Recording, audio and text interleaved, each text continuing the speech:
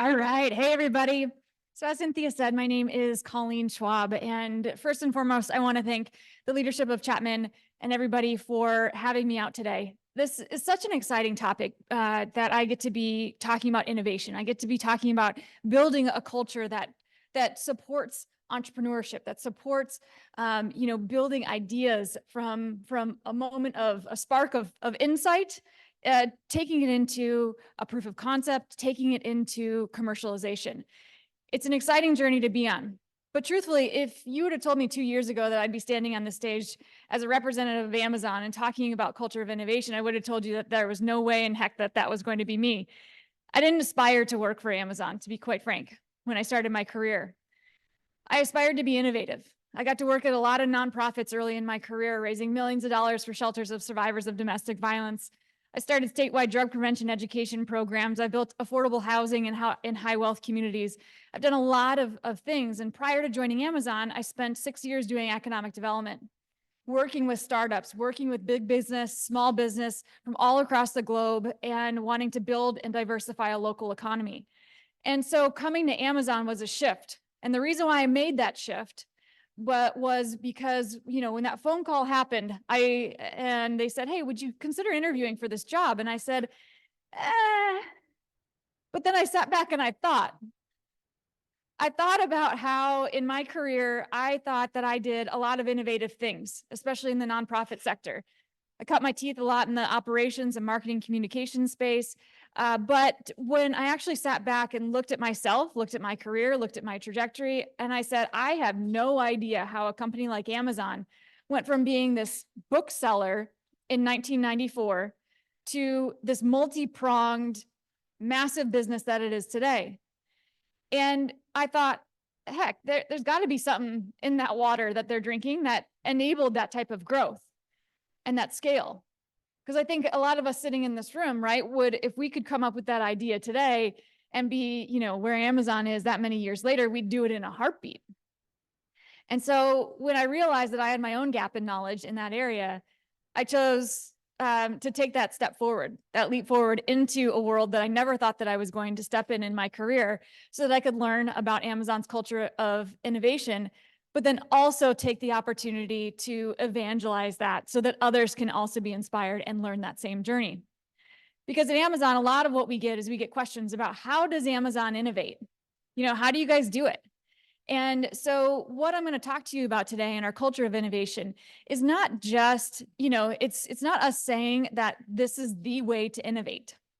It's us and me simply saying this is a way to innovate. It's a way to consider, a new way of thinking about how innovation can happen in a business. And honestly, a lot of these same lessons can be applied to, to your own personal life as well. So as we all know, a lot of things start with a mission statement. A mission statement is absolutely critical to kind of thinking about that broader perspective of what you're looking to accomplish and achieve. Amazon's mission statement is to be Earth's most customer-centric company.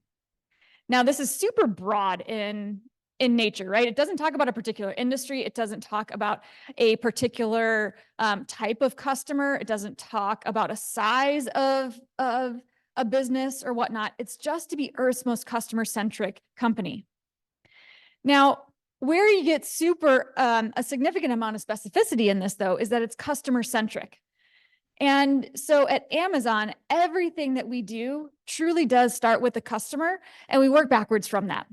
And I'm going to get in a little bit today too about how that manifests and what that ultimately means for how we innovate and how we think about customers in a different and unique way. Because when you think about innovation, there's a lot of ways that you could approach how you innovate as a company and how you come up with new ideas. You can look at your competitors, what your competitors are doing out there, and you can innovate against that. You can look at what the headlines in the newspaper are talking about. Or you can just be so laser focused on your customer that you are listening to them, you are empathizing with them, and you are listening to their needs in a unique way that you're now able to suss out what that customer is actually needing to take that next step forward and how you innovate on their behalf. And so an interesting, you'll see a number of Jeff Bezos quotes in here, but that customers are always beautifully and wonderfully dissatisfied, even when they report being happy and business is great. And we've all seen that, in our own lives, right? Even when, a certain system works great, you're always kind of like, oh, if that one thing was tweaked, it would be so much better. But, so now we have an opportunity. We have an opportunity to listen to what those customers are saying. So one example in Amazon's past was that when we first launched our video streaming services, there was a lot of rebuffering that would occur in those services in the beginning and early days, and it would impact our customers' viewing experience. Well, what Amazon ultimately did was when they saw that your system had rebuffered a couple times, they would automatically refund you money. You didn't have to get all riled up and get on the phone and take time out of your busy day to request and inform them that service wasn't working right. They said, no, our service is supposed to be working right. So how were they going to delight you as a customer? You were going to feel valued if automatically they said, hey, we see it's not working right. We gave you some of your money back. Positive customer experience, building and earning trust. So Amazon, as I know you probably all have seen, right? We have grown and evolved and done a lot of different businesses and focused in a lot of different areas. So we've got our e-commerce business, we've got AWS, we've got our various devices, we've got streaming content, we've got some consumables, we've got physical retail. And even with the physical retail space, that wasn't a space that we actually wanted to just get into physical retail. The customer pain point that we were looking to innovate on behalf of was the fact that when you go to a retail store, you have to grab the items off the shelf, you put them in your cart, you then go to checkout, you take them out of your cart, you put them on to the conveyor belt, somebody else, scans them through, then they have to go in a bag and then they go back in your cart, right? That's a cumbersome process. So the idea behind our foray into physical retail was the concept that, hey, if you could just grab the items off the shelf, and then walk out the store, what a much more streamlined experience that is for you. How could we innovate on that behalf? And so that was the area where we took that step forward to learn about the physical retail space, because that's what customers were saying they wanted. They wanted an easier experience there. So you might say, okay, if customers are wonderfully and beautifully dissatisfied and they're giving you a lot of feedback about how you can do things better, how do you pick the right ones to innovate against? And at Amazon, we say that we look at what we call durable needs. And so durable needs are what you see on that far side there: price, selection, and convenience. No time, could you ever think of when you're utilizing Amazon to purchase something, would you say, oh man, I just wish the price was a little bit more? Or I wish that there was less selection. Or I wish that it was less convenient for me to check out. All of those things are going to be consistent things for a customer. Price, selection, and convenience. Those are the durable needs that we kind of run that customer feedback against to make sure that we're delivering and we're innovating on behalf of the customer in a consistent way. But then we throw that into what we call a growth flywheel. This was actually something that Jeff Bezos drew out on a napkin in the early 2000s, because he started seeing an opportunity that if we were to focus on the customer experience, we knew that we could drive additional traffic, because if people had a great customer experience, we would get more customers just by way of them sharing that experience. But we also knew that if we got additional traffic to the website, we would drive additional sellers to be part of the Amazon.com ecosystem. And then if we had additional sellers, that would drive additional selection. And you could see how that starts to kick out. But what that ultimately means is that it creates the lower cost structure, because we've got added competition on the website as well. And we're able to reduce our costs, and we're able to, ultimately have the costs or the prices on the website reduced as well. And so it's this growth flywheel that just continues to sort of kick up and support each element as it goes. So at Amazon, we look at 4 different areas when we think about innovation, and we think about what we can do to encourage our internal teams to drive an innovative approach to business. So throughout this presentation, I'm going to touch on each one of these: culture, mechanisms, architecture, and organization. We'll touch on each of those pretty quick as we sort of learn a little bit more about how Amazon innovates on behalf of our customers. So first and foremost, we're going to focus on culture. So customer obsession, hire builders, support them with a belief system. A belief system is extremely important inside Amazon. This is an area where we as employees are really these are very much ingrained in our day-to-day life and in our day-to-day vernacular. So our leadership principles. Right here, you'll see that they start with customer obsession. You've got deliver results and have background and disagree and commit on the other side. Now, there's no order to these, meaning they all show up in different ways and different prioritization, depending on the situation. But what you'll also see is that there's elements of these leadership principles that are at odds with one another. You've got dive deep and insist on the highest standards, right? Or dive deep and bias for action. How about those two, right? How do you dive deep and also have bias for action all at the same time? So when we get into those moments of conflict or challenge, right? We start to think about then what is ultimately the customer need in this scenario. And that's where we start to think about how these leadership principles can be used in our real life. They're also, when I say a common vernacular, truly, when you're a company or when you have people all across the globe that are working with you, I know that, we might have a language barrier, but if we both say, hey, we really need to,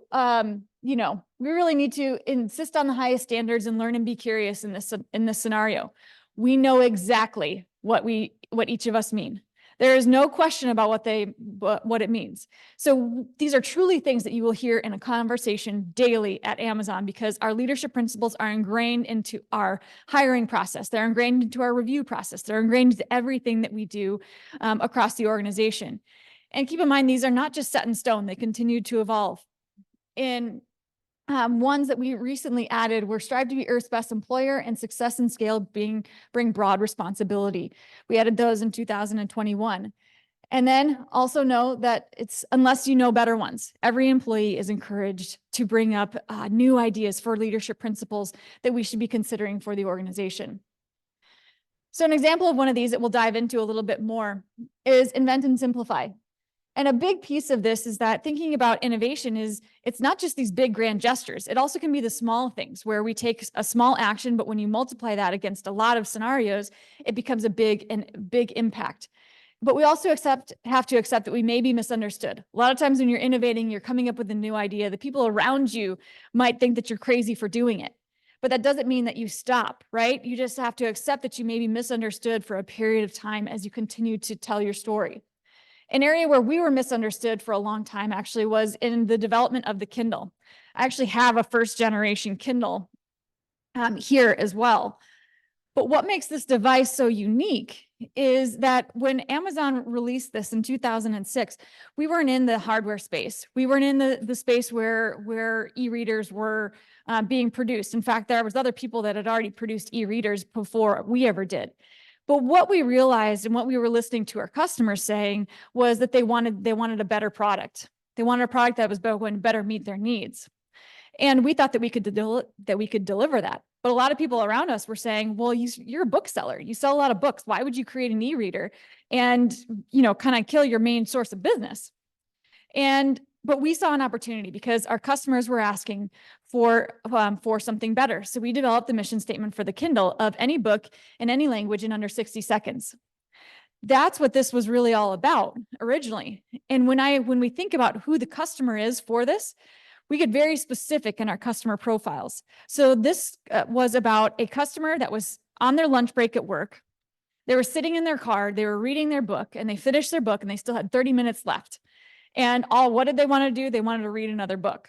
Now we get very much more specific into that persona profile, but that's who, when they were developing this, that they got really empathetic with that persona, and they thought about that person. And so the idea behind this too is that with Amazon, we have what we call MLPs, not MVPs.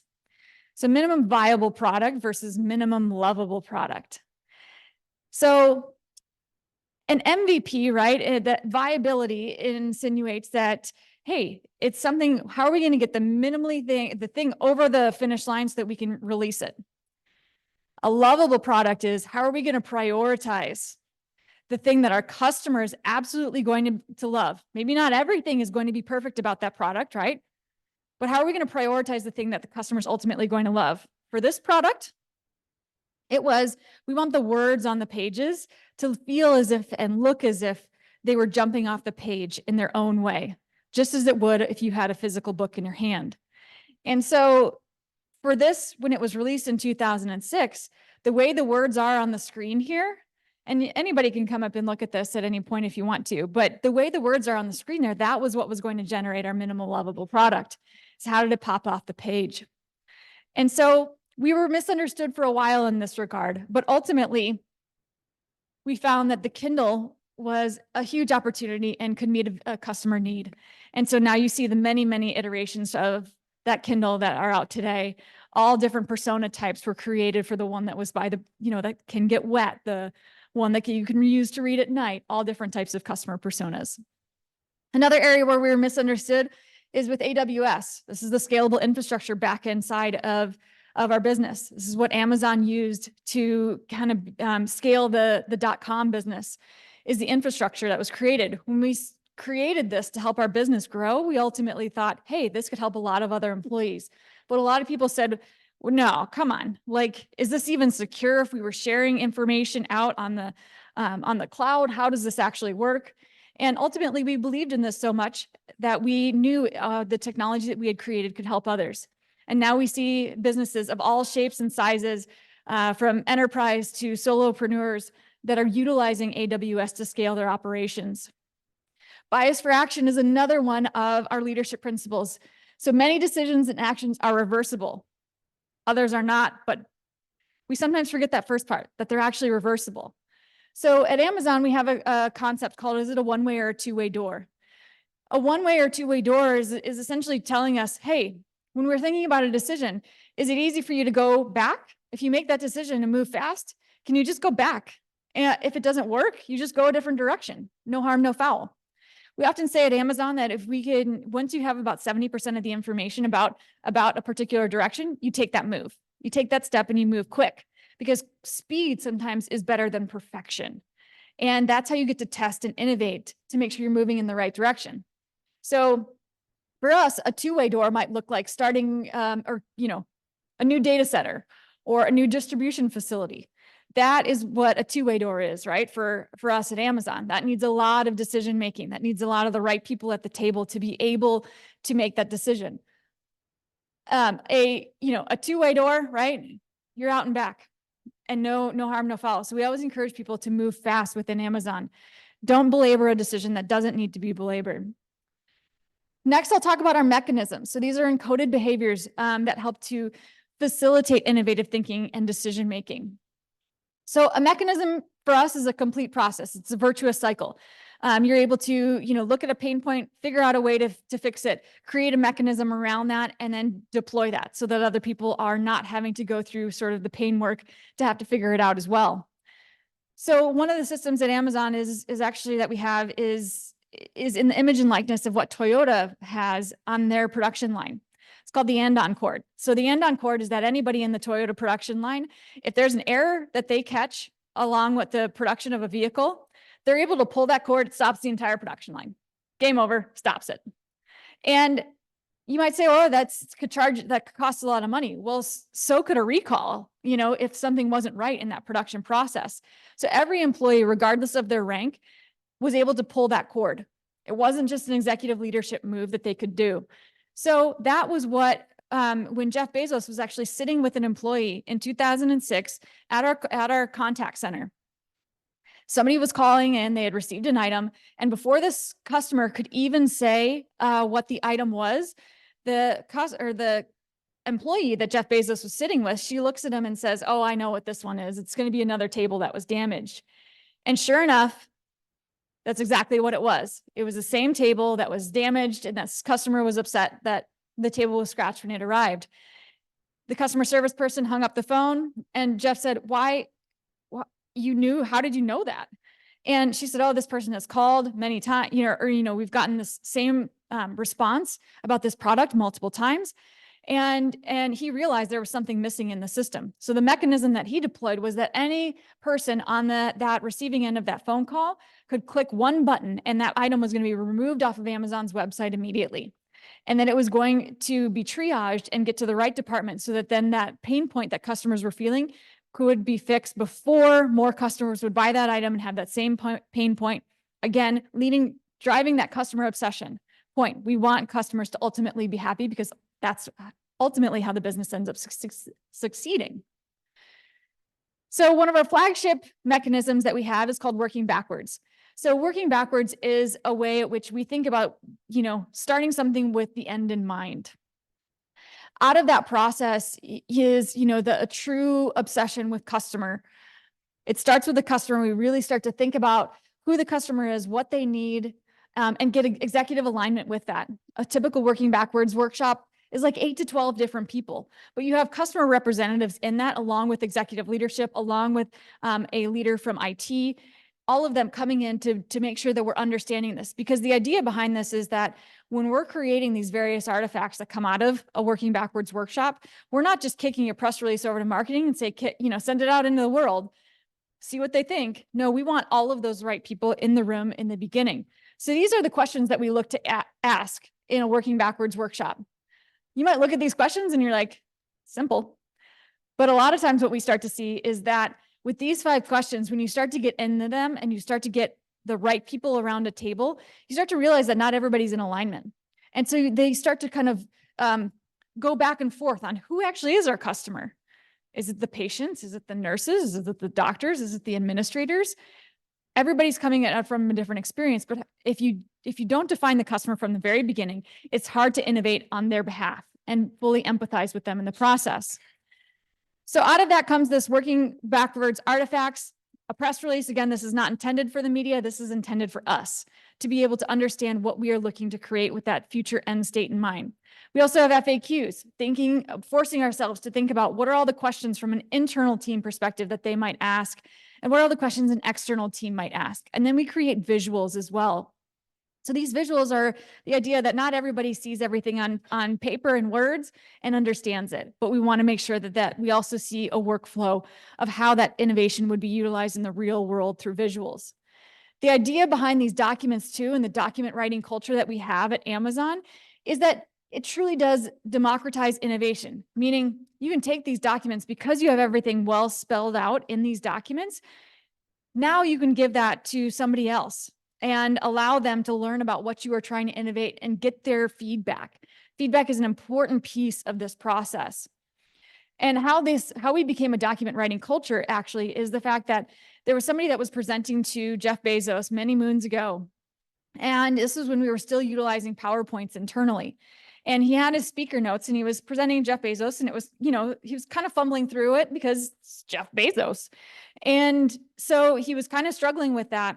And Jeff eventually just said, hey, just give me your speaker notes. And so he handed over his speaker notes, and Jeff was able to read what this individual actually was trying to tell him about his idea and what he wanted to do. And that's where it really occurred to Jeff, is that if we put everything in just bullet points on a presentation, you can't share that broadly with somebody and have them understand. But it also can't be a document that's a gazillion pages long because nobody's going to read that. So how do you have a forcing mechanism to get tight and succinct with how you are talking about what you're looking to innovate? It's a really important piece to the puzzle. So next up, I'll highlight our architecture, our technical structure and tools that support our rapid growth and change. So when Amazon first started, we were built as a monolith. So all of the code that was used to build the back end of our .com business was all built in sort of the same code infrastructure. And as we continued to grow, the challenge with that ended up being was that when we would push a new update or try a new service, we didn't know how it was all going to daisy chain and cause impacts across the other lines of code that we had there. It's also very difficult to know who owned the different lines of code. It was, there was some different sort of personalities in it. We wanted to make sure that, and what we saw with this monolith was that it wasn't enabling our team to move fast. So in about the year 2000, we broke our code base into microservices. So for example, on Amazon.com, the calculation of your taxes is a microservice, right? How some of the search components, microservice. So those components, when we broke them down, it enabled our team to move fast, try something, and be able to pull it back if it's not quite right, without it impacting, right, that monolith structure that we had originally been built on. And so by breaking it down, it allowed us to decouple and have those single purpose services. It also increased our speed and agility and innovation. And so when we think about this, right, and allowing for that instant experimentation, we also saw that it was lowering our costs of failure. It's inevitable that at some point in business, right, you're going to have failures. Not everything is going to be perfect, but ultimately, right, you want to lower the cost of failure. So how do you go about doing that? Well, we've found that in utilizing the cloud and utilizing the microservices structure, we're able to mitigate that because you can scale up and scale back at the drop of a finger, right? It's not a challenge at all. And it's not impacting the other microservices that are around it. And so we found that that really helped us to be a much more nimble business. And Andy Jassy, this is one of his quotes, is that we like to say that there is no compression algorithm for experience.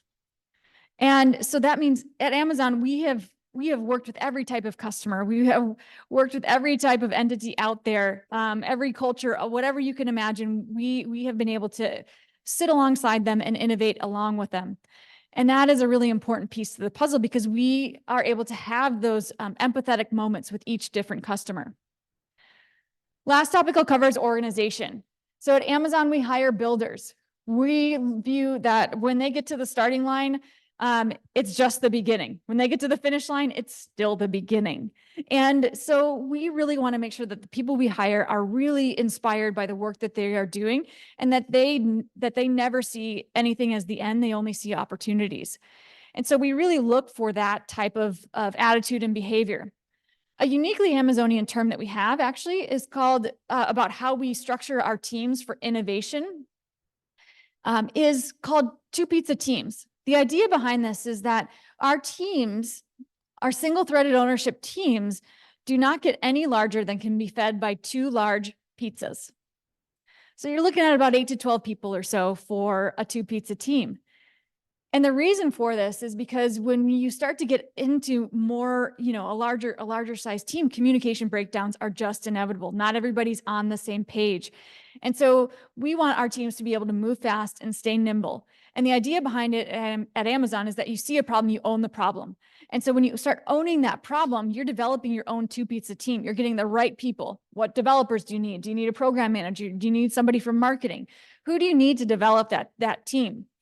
I often like to say is that this isn't about like building a coalition of the willing. It's about building a coalition of the necessary. Who do you really need on that team to make sure that you can scale and you can move fast? And to us, we call those two pizza teams. Very intentional process to making sure that, again, you have the right people on the team to innovate and you don't get too large so that your communication breakdowns don't happen. So this is another area in one of the shareholder reports that was sent out by Jeff Bezos in 2015. And I think it's really important to highlight because failure is an important piece to innovation. To invent, you have to experiment. And if you know in advance that it's going to work, it's not an experiment. Most large organizations embrace the idea of invention, but they're not willing to suffer the string of failed experiments necessary to get there. So failure and invention are inseparable twins. And it's absolutely critical that we continue to think about that. And we think about those two staying connected. Failure does not mean that you stop. Failure just means that you take those learnings and you continue to innovate. And that's what the culture we truly have at Amazon. Anybody can come up with an idea and we encourage and we support them in taking it forward. Because at Amazon, these are some of our most epic failures, right?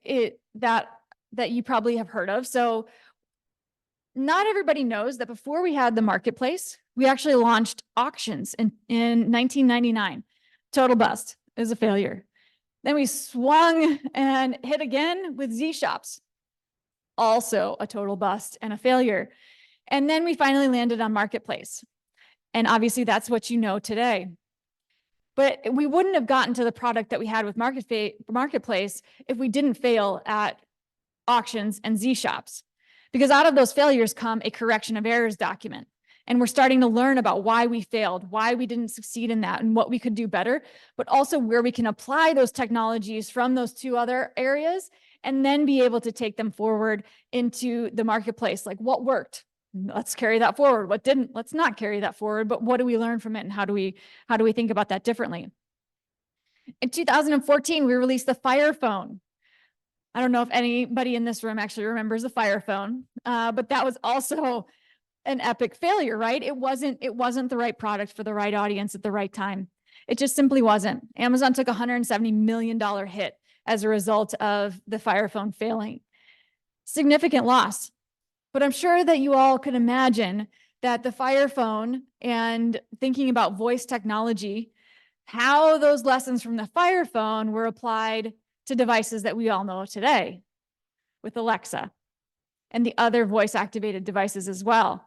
And so the correction of errors documents, again, helped to drive that the Fire Phone failure into an opportunity for the business. And you know what? A lot of the people that were working internally on the Fire Phone, it's not like they got fired.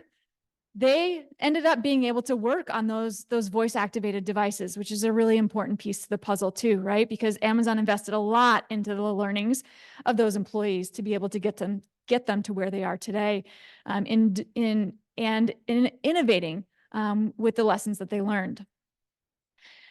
So today we chatted all about Amazon's culture of innovation, how we think. We talked about culture and our leadership principles that we have and how they're a common nomenclature across our entire business and how we really integrated them into how we operate. We talked about mechanisms and how this is a virtuous cycle and how ultimately we're able to utilize them to create efficiencies and move faster. We talked about architecture, how we broke down going from a monolith into microservices and how that enabled us to have greater agility and enable our teams to innovate much more quickly. And we talked about organization and two pizza teams and how having a coalition of the necessary and not a coalition of the willing really has helped us accelerate innovation at Amazon. And so, as I said, my name is Colleen Schwab. You all can find me on LinkedIn. Happy to always connect and take any questions that you all might have about Amazon and who we are as an organization, as a culture, and how we have gone from that bookseller in 1994 to the multi-pronged business that we are today. And thank you again to Chapman University for having me out. Okay, we have a couple of moments for questions. If anybody has questions for Colleen, a few questions. Anybody? Okay, go ahead and use your mic. If you turn your mic on, please, because we are recording. You can't speak. Yeah. All right, go for it. Hello. So I love the slide on the failure. It's great. I think it's a good lesson for all startups. When does Amazon determine it's a failure or not? Because in the case of Alexa, right, it lost around $10 billion a year. When does the company determine this is a failure or this is something we should move on, carry on? Yeah, it's a good question. And, a lot of that obviously is going to be driven by data and driven by the business priorities. And so I think the Alexa piece and the revenue generated from that's an area that's there's probably a lot of big vision about where that ultimately will go. And even potentially how AI will impact that industry as well, right? And thinking about those steps forward. But a lot of times when we have our more, like our other business decisions that we have to determine the failure, one, customer response is going to be, and feedback is going to be a significant one. Two, it's going to be those KPIs that ultimately we're looking for. I think those two things are going to ultimately drive us in a significant way. But you bring up Alexa, and rightfully so.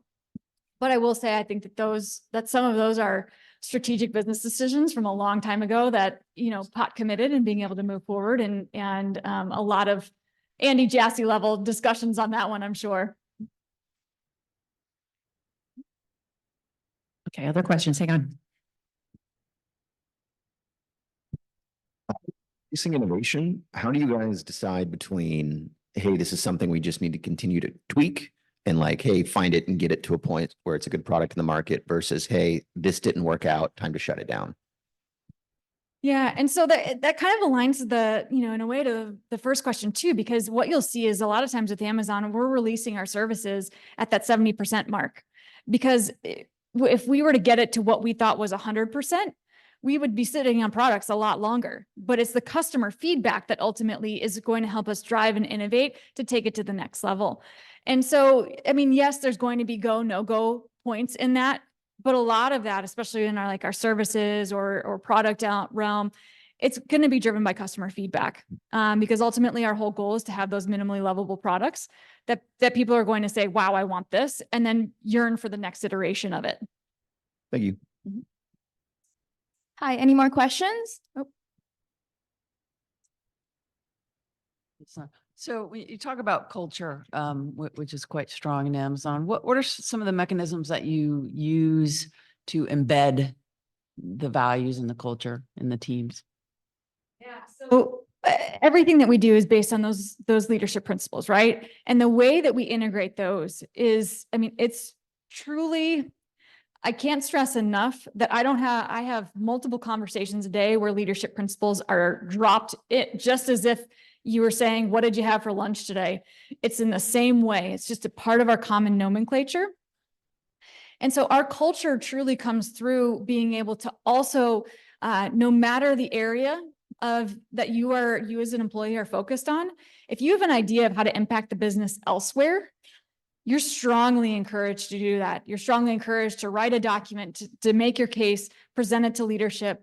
Majority of us, I know that myself and my colleague Josh in the back over here, we have all presented ideas to leadership that are outside of our normal job description. And the response to that is, go for it. You know, you figure out how you work it into your normal workload and whatnot, but it's constantly encouraging innovation. We often sometimes say it's not about having a no culture. It's a yes and. Like, let's talk about it. Like, yes, and let's chat about how that could actually happen. So it is a very important piece to who we are, and to encouraging anybody, no matter if you're somebody that's working in a distribution center, or a VP level person. Anybody has that power to innovate, and it's truly built into our reviews. It's built into our hiring. It's built into everything that we do. Hi, I didn't catch, but what is your position at Amazon and how long have you been there? And I have a follow-up question, a real one, but. Yeah, absolutely. So I've been at Amazon about 2 years. I originally started in a global capacity working with our cloud innovation program. So it was about finding common thread pain points across our customer base to be able to talk about innovations that were addressing those common thread pain points and then to elevate them. And about maybe 10 months ago, I got asked to take on the leadership role running our Arizona State University Artificial Intelligence Cloud Innovation Center that's powered by AWS. So we work with student interns at ASU who are hands to keyboards and mentored by AWS staff to create innovations and proofs of concept for public sector. So nonprofit, education, state and local government, Fed, all that. One of the slides that you had really resonates with me about being innovative and bringing different pieces together and giving credit to what each piece contributes. I can't imagine that you majored in AI and student whatever activity it is, but it's evolved into that. So part of that, how would you say like you've prepared for that? Is that just a state of mind and you've just pursued what's been interesting to you and you continue to do that? And that's what's led to your innovation, or what do you attribute that to? Yeah, it's a really great question that I'll probably personally reflect on as well after this. But I think that for me, I have always been I've always been naturally curious about everything. I graduated high school in 3 years. I graduated college at the age of 20. I was always hungry to learn. I still get made fun of that I didn't see movies when I was in high school because I never saw Top Gun, or because I was just wanted to learn. And so part of that was thinking about my career path and how that would ultimately look, was being in environments that didn't put me in a box. And I think the public sector and nonprofit sector, being forced to wear multiple hats, really helped to bring out those natural qualities that I always had of curiosity, where I could be inspired by something and grab it and run with it and make it into something big. And so Amazon's culture has enabled me to do that as well. The operations side of me, the marketing side of me, being able to combine those things to run an AI innovation center, and also scale up in AI, right? We're all scaling up in AI at this point in life. But those things and having that natural learning curiosity made me well equipped to be the right person to take on that role. And also being able to say, I don't know what I don't know, you know, and that's okay, right? We're all learning along the way, but it's about the willingness to take those steps and to try something new. Yeah, I have a question on the culture, with the 1.5 million employees worldwide. Do you think your employees as your customer also? 100%. Yeah, they are an incredibly important customer for Amazon. And that is partly why we brought that the leadership principle of, strive to be Earth's best employer. Because we really want to make sure that people see that our employees are right, they're cared for, they're hired as leaders, hired as owners of the business. And that's part of our model and our mechanism to be able to, want to have those voices. And then, like I said, that anybody, no matter what role you are, you can submit an idea, write a document, submit it to leadership and get it implemented. And it is truly a big, important piece of, man, I got a lot of slides here. But an important piece to that puzzle, because without our employees, right, Amazon, all sides of the business would cease to exist.